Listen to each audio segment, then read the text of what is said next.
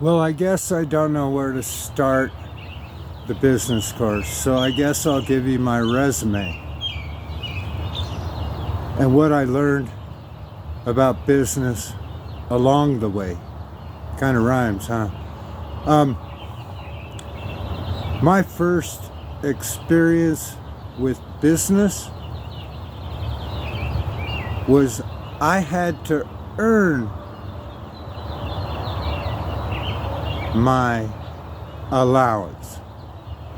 My dad was an accountant, and so he made a list of chores and put it out for bid.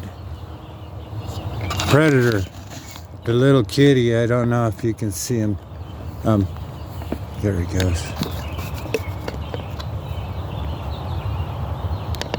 All right, so I worry about my rabbits. All right, so back to business.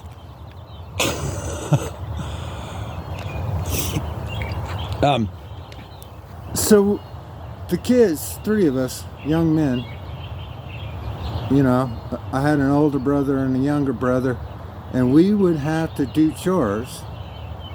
But since it was hard to get kids to do chores, my dad offered a financial incentive, but you weren't getting nothing if you didn't do your chores or bid for the chores. So I can't remember exactly if it was weekly or monthly. It was a long time ago. I must have been 8. We had to submit little offers to Dad as to what we would do washing the dishes for. Or mowing the lawn was my favorite because it was the biggest paying, sort of. I found out over time, pennies per hour, I would make more mowing lawns. And so I think I had the front lawn for $0.25 and the back lawn for 50 cents. I would mow the lawn for my father once a week for 75 cents. Now, this is 1965, 68. I was born 59, and so exact date isn't in my memory bank. That was my favorite chore. I'd let the other kids get vacuuming the floor and washing the dishes. I'd overbid them so that their bids would be lower. Boy howdy, it was kind of an experience on what's a fair price, my labor versus the time involved. And through that experience, I learned that lawn mowing paid well because it's a chore.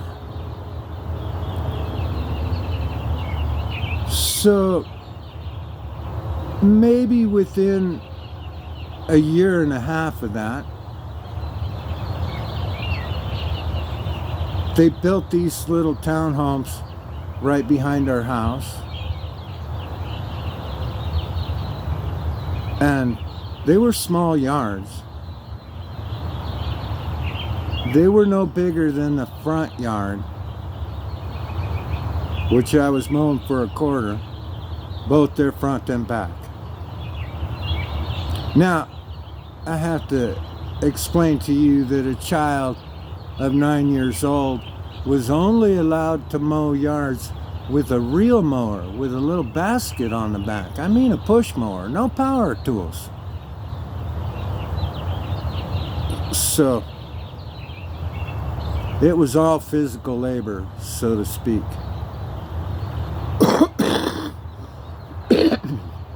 Excuse me.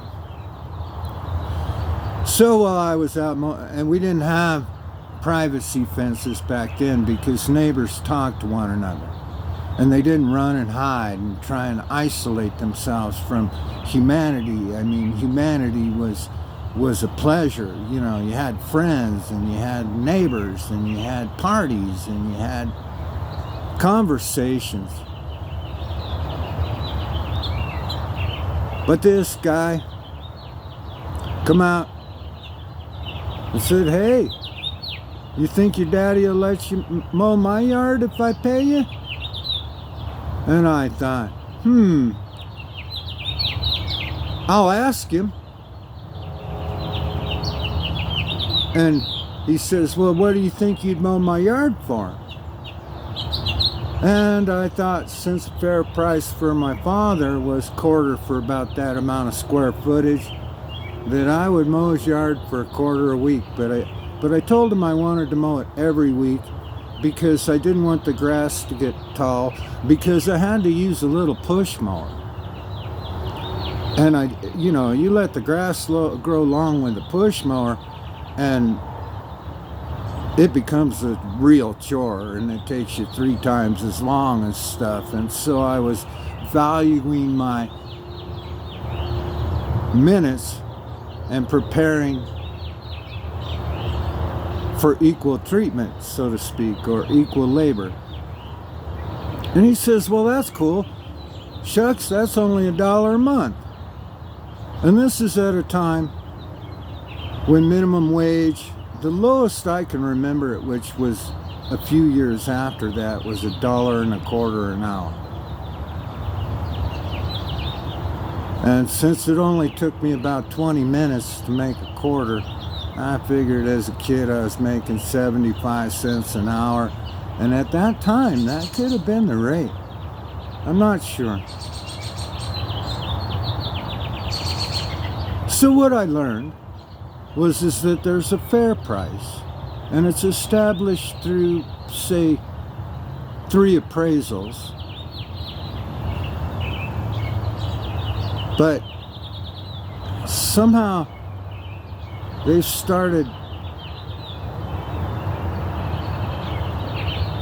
gouging. All right, so a big company has overhead. They got to pay the rent, the fuel, the gas, the people, the dump fee for the grass, and all that stuff. And me, I just learned that you mow the yard and catch it in a basket, and since they pay their trash bill, they had no problem with me just putting it in their trash can, because they've already paid for trash removal.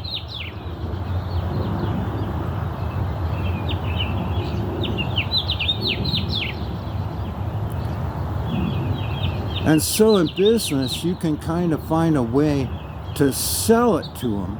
Okay, I've learned sales at that point too, by showing them that because your price is a little bit lower, it's not any worse of quality. I'm just utilizing the money that they're already spending to lower the cost to them. Pretty good sales technique, huh?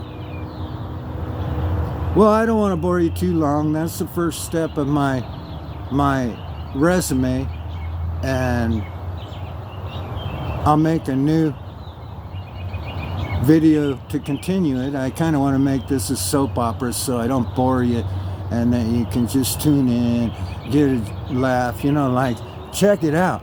Early bird gets the worm. And I'm up early thinking about business.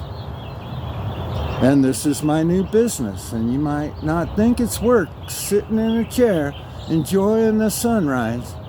But I am working on my new business plan.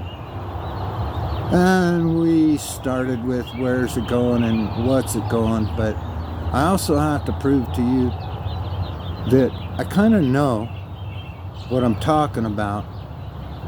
And I have used these techniques to more or less quit working for someone else at 57 and been semi-retired by working for myself fewer hours for more money.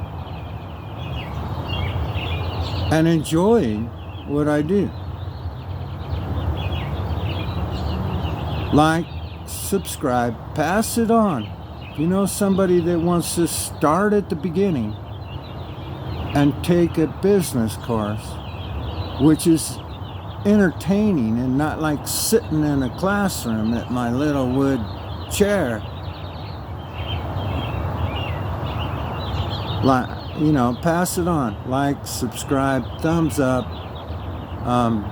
Youth Truth Podcast, the only way you'll get there. I really appreciate you watching.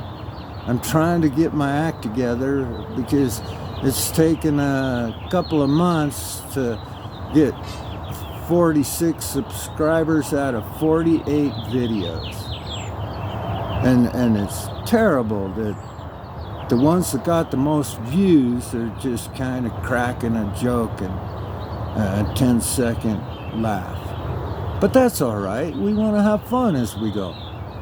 Have a great day. Appreciate y'all. Thanks.